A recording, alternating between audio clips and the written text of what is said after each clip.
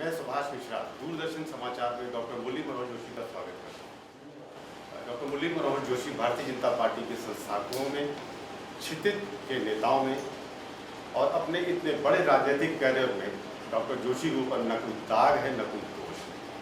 आज हम इस दूरदर्शन समाचार में उनके साथ एक गुफ्तगू करेंगे और ये जानना चाहेंगे कि उनकी आगे की क्या योजना है। डॉक्टर जोशी, एक ज़माना था जब भारतीय जनता पार्टी का ये नारा था, भारत माँ के 3 धरोहर, अटल, अडवाणी, मुरली मनोहर।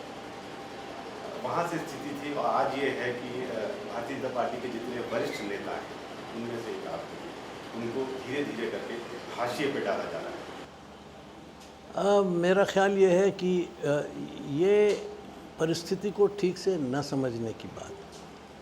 हमारा इतना लंबा दीर्घकालीन राजनीतिक जीवन रहा है, तो ये अनंत काल तक तो उसी स्थिति में नहीं रहेगा। नए लोग भी आएंगे। राजनीति का एक जो बदला हुआ परिदृश्य है उसमें बहुत ज़्यादा संख्या में लोगों की ज़रूरत है। तो एक नई पीढ़ी आएगी ही और उस नई पीढ़ी को उभारने का ज़िम्मा भी हमारे पास है। तो इसमें कोई हाशिया नहीं होता। ये तो हमारा एक धर्म है कि हम अपनी राजनीतिक चेतना को, उसके प्रवाह को और जगह भी हस्तांतरित करें और उनको आगे बढ़ाएं। हम कहीं भाग थोड़ी रहे, हम तो मैदान में हैं। हाँ प्रसन्न जी, जिस तरह से अडवाणी जी को अपनी सीट के लिए संघर्ष करना पड़ा, जसवंत जी को पार्टी छोड़नी पड़ी, और आप भी जिस तरह से बनारस से कानपुर आए हैं, ये सबको पता है और आपको भी शायद अंतरात्मा में पता हो। मैंने कभी कहा ये कि मैं बनारस से मुझे हटाया जा रहा है या मैं छोड़ना नहीं चाहता हूँ। पहले अल्मोड़ा, फिर इलाहाबाद, फिर बनारस, फिर कानपुर। लोकल लोगों की आकांक्षाएं होती हैं, वो कुछ आपसे उम्मीद करते हैं, इसलिए वोट करते हैं, आपको जिताते हैं, लेकिन हर बार अपना आप संसदीय क्षेत्र बदल देते हैं। ये भी अज्ञान की बात है। अल्मोड़ा हम लड़े थे सन 77 में और जेल से लड़े थे। वो कोई ऐसा बनाया हुआ या हमारी तरफ से, पार्टी की तरफ से कुछ उस क्षेत्र में कुछ हमारा आधार बना हुआ है, इसलिए जेल में थे। चौधरी चरण सिंह जी ने वहाँ कहा कि वहीं से लड़ोगे, तो वहाँ से लड़ गए, वहाँ से जीत गए। फिर इलाहाबाद लड़े, 3 बार लगातार लड़े, कहाँ छोड़ा। तो ये जो आप इधर उधर की बातें बना रहे हैं, इसमें ये खुद आपकी कुछ दिमाग की उपज है और शायद अन्य ख़बरों से प्रभावित होकर आप करें। अगर विश्लेषण करिए तो उसमें कुछ नहीं है। मेरी सीट इलाहाबाद की टूट गई, जो पहले इलाहाबाद की सीट थी वो टूट गई, तो इसलिए वहाँ से तो लड़ने का सवाल ही नहीं था। तो बनारस सीट खाली थी, वहाँ से तो कोई बीजेपी का आदमी था नहीं, कांग्रेस के पास थी, तो बनारस लड़ लो। बनारस लड़ ली, वो भी जीत गए।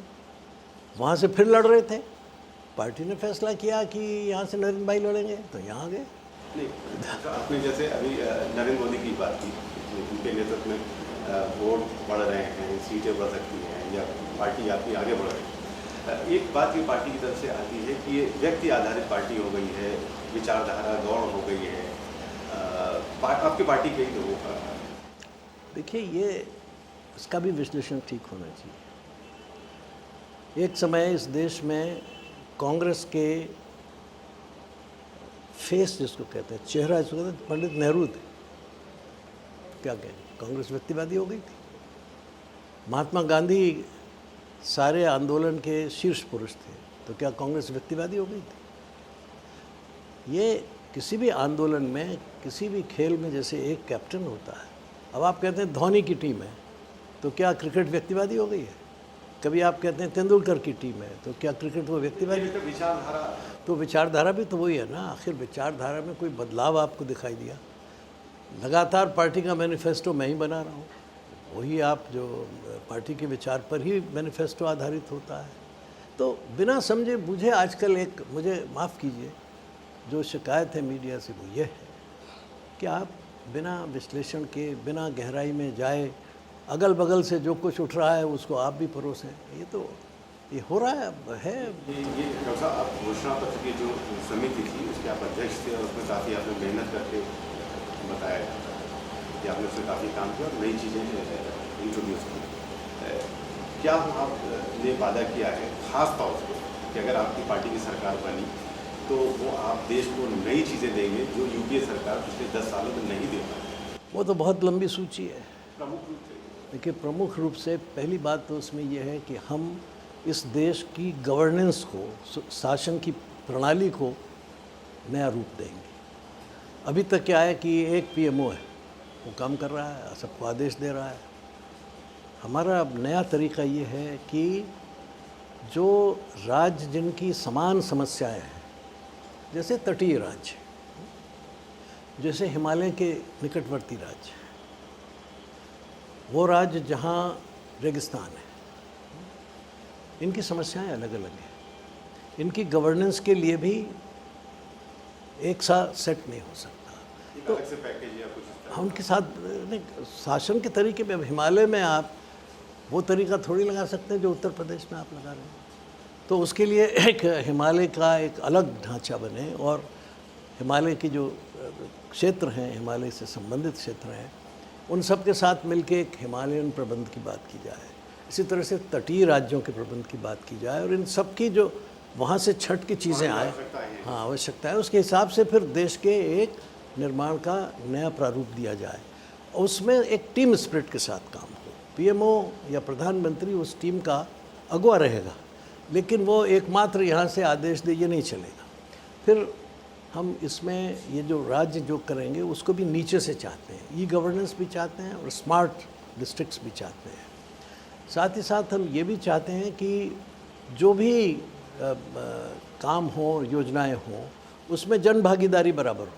डॉक्टर साहब, एक चीज़ मैं जानना चाहूँगा आपसे, उस मुद्दे को और उस इशू को बहुत लगाव रहा है कि सांस्कृतिक जो धरोहरें हैं या शैक्षिक संस्थाएं हैं, इनको अगर मतलब आपकी पार्टी की या आपकी सरकार आ जाती है तो उसको कैसे, आपके पास क्या योजना है या उसको बचाने की, पढ़ाने की? क्योंकि पिछली बार जब आपने किया तो कोशिश तो आपके ऊपर ये लगा था चार्ज कि आपने भगवाकरण कर दिया शिक्षा का।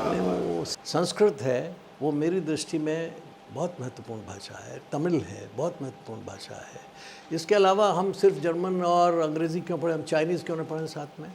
वो चाइना से हमारा ज़्यादा संबंध है, रोज़ का रोज़ संबंध है। वहाँ क्या हो रहा है पता नहीं चलता। तो आप देखेंगे कि विश्वविद्यालयों में अब चाइनीज़ स्टडीज़ नहीं है। हाँ, संस्कृत भी पढ़ाई जा रही है, जर्मनी में सब जगह पढ़ाई जा रही है, सब जगह पढ़ाई जा रही है। तो हमको कुछ लोगों का ऐसा ख्याल होता है कि जो कुछ भारत का पुराना है वो बिल्कुल सड़ा गला है, वो उसको फेंक देना चाहिए, वो प्रतिगामी है, प्रगतिशील नहीं है। ये मैं इस धारणा ये प्रश्न है या किसी वर्ग के तुष्टिकरण के कारण उस पर काम नहीं होता है, आपको क्या लगता है? नहीं, दोनों ही बातें हैं। कुछ लोगों का ख्याल ये है कि ये करने से शायद वो दूसरा कोई नाराज़ होने का सवाल ही नहीं है।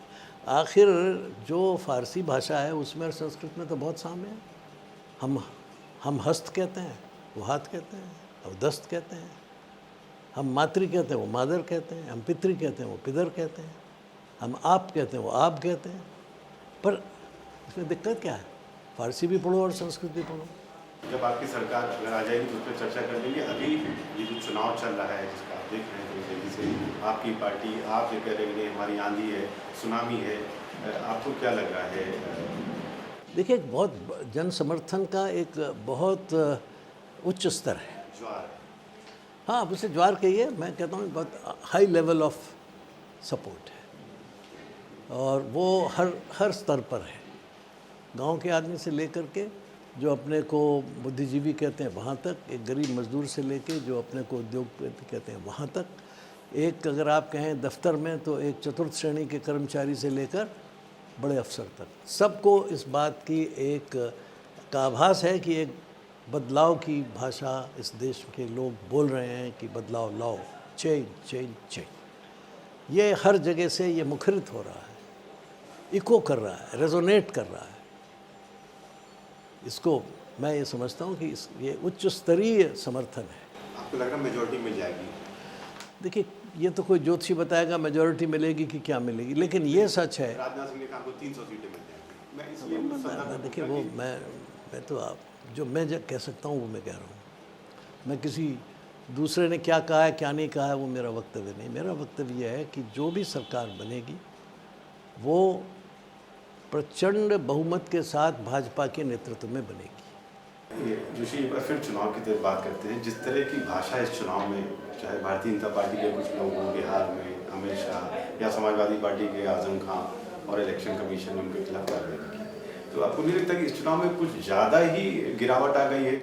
देखिए, मैं तो एक बात बरसों से कह रहा हूँ और उसका मैं पालन करता हूँ कि संवैधानिक पदों पर और उच्च राजनीतिक पदों पर बैठे हुए व्यक्तियों को मर्यादा और संयम का हमेशा पालन करना चाहिए।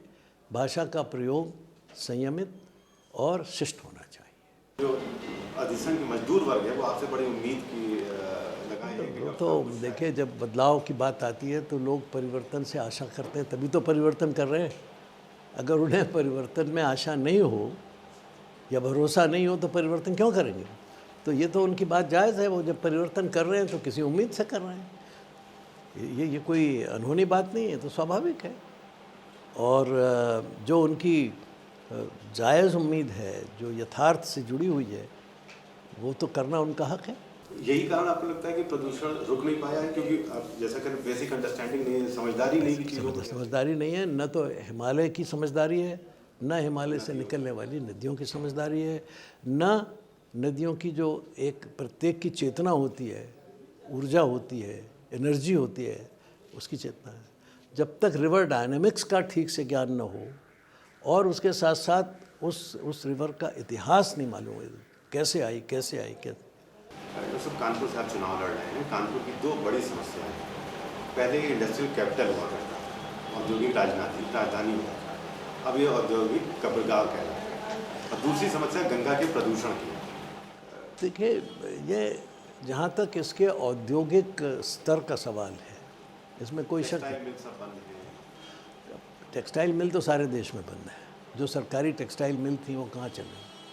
न महाराष्ट्र में चल रही है, न गुजरात में चल रही है, न उत्तर प्रदेश में चल रही है। जगह BIFR में जाकर के रिवाइव हुई है महाराष्ट्र में, लेकिन तो यहाँ भी वो BIFR में मामला पड़ा है इनका, पर उसमें क्या पेच है वो देखना पड़ेगा। अगर गंगा को स्वच्छ रखना है, जो ज़रूरी है, तो फिर जहाँ से वो समाज के उस स्तर पर उतरती है जहाँ मनुष्य रहते हैं, वहाँ से लेके और गंगा सागर तक उसकी देखरेख का प्रबंध होना चाहिए।